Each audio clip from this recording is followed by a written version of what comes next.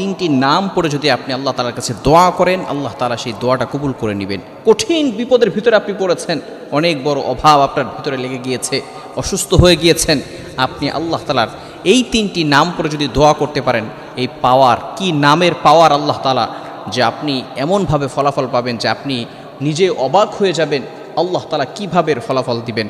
আল্লাহ পাক রব্বুল আলামিন নিজে বলে দিয়েছেন, ওয়ালিল্লাহিল আসমাউল হুসনা ফাদউহু বিহা।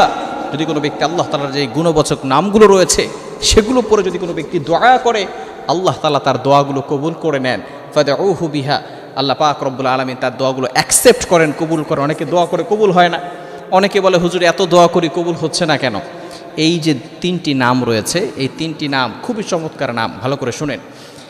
বিশেষ করে দুইটি নাম যেটা আল্লাহ তাআলার কাছে সবচেয়ে বেশি পছন্দনীয়। হযরত আলী রাদিয়াল্লাহু তাআলা আনহু তিনি বলেন, বদরের যুদ্ধের সময় যখন কঠিন বিপদের ভিতরে মুসলমানরা পড়েছিল, এমন সময় আলী রাদিয়াল্লাহু তাআলা আনহু যুদ্ধে একবার অংশগ্রহণ করেছেন, আবার তিনি তাঁবুর ভিতরে আসছেন যে নবীজি সাল্লাল্লাহু আলাইহি ওয়াসাল্লাম কী করছেন।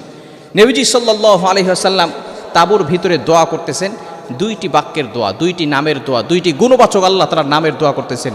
সেই দুইটি গুণবাচক নামের দোয়া করতেছেন, শেষ পর্যন্ত আবারও তিনি চলে গেলেন, আবারও আসলেন। এবার তিনি দেখলেন যে রাসূলুল্লাহ সাল্লাল্লাহু আলাইহি ওয়াসাল্লাম সেই দুইটি গুণবাচক নাম উচ্চারণ করতেছেন।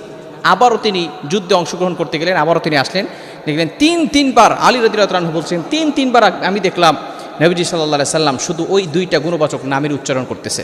সেই দুইটা গুণবাচক নামই হচ্ছে ইয়া হাইয়্যু ইয়া কাইয়্যুম। ইয়া হাইয়্যু ইয়া কাইয়্যুম গুণবাচক এমন দুইটি নাম, যে দুইটি নাম পড়ে যদি কোনো ব্যক্তি আল্লাহ তাআলার কাছে দোয়া করে, আল্লাহ পাক রব্বুল আলামিন তার দোয়াগুলো অ্যাকসেপ্ট করবেন। তিনটি নাম আল্লাহ তাআলা সূরা বাকারার যে প্রথম আয়াতটি রয়েছে, সূরা বাকারার অর্থাৎ আয়াতুল কুরসির সবচেয়ে গুরুত্বপূর্ণ একটি আয়াত, 3 নম্বর পারার 1 নম্বর পৃষ্ঠা, সূরা বাকারার 255 নম্বর আয়াতে রব্বুল আলামিন বলেন, আল্লাহু লা ইলাহা ইল্লা হুয়াল হাইয়ুল কাইয়্যুম। আল্লাহ পাক রব্বুল আলামিন এই আয়াতের ভিতরে তার পরিচয় দিয়েছেন। কোরআনের ভিতরে যতগুলো আয়াত রয়েছে, সকল আয়াতের ভিতরে আয়াতুল কুরসির ফজিলত হচ্ছে সবচেয়ে বেশি, এই আয়াতের মর্যাদা সবচেয়ে বেশি। কোনো ব্যক্তি যদি 5 ওয়াক্ত সালাতের পরে আয়াতুল কুরসি তেলাওয়াত করে, সে ব্যক্তি মৃত্যুবরণ সাথে সাথে জান্নাতে চলে যাবে। এজন্য আসুন আমরা সঠিকভাবে আয়াতুল কুরসি পড়ার চেষ্টা করি। এই আয়াতুল কুরসির প্রথমে যে নামগুলো রয়েছে, আল্লাহু লা ইলাহা ইল্লা হুয়াল হাইয়ুল কাইয়্যুম, এই তিনটি গুণবাচক নাম পড়ে যদি আমরা আল্লাহর কাছে দোয়া করতে পারি, আল্লাহ তাআলা সাথে সাথে সেই দোয়াটা কবুল করে নেবেন। আমরা যখনই দোয়া করব, আল্লাহ, হে আল্লাহ, ইয়া হাইয়্যু ইয়া কাইয়্যুম, এভাবে 3 বার পড়ে এরপর আল্লাহর কাছে যা ইচ্ছা তাই চাবো, দেখবেন আল্লাহ পাক রব্বুল আলামিন আমাদেরকে সকল ব্যবস্থা করে দিবেন।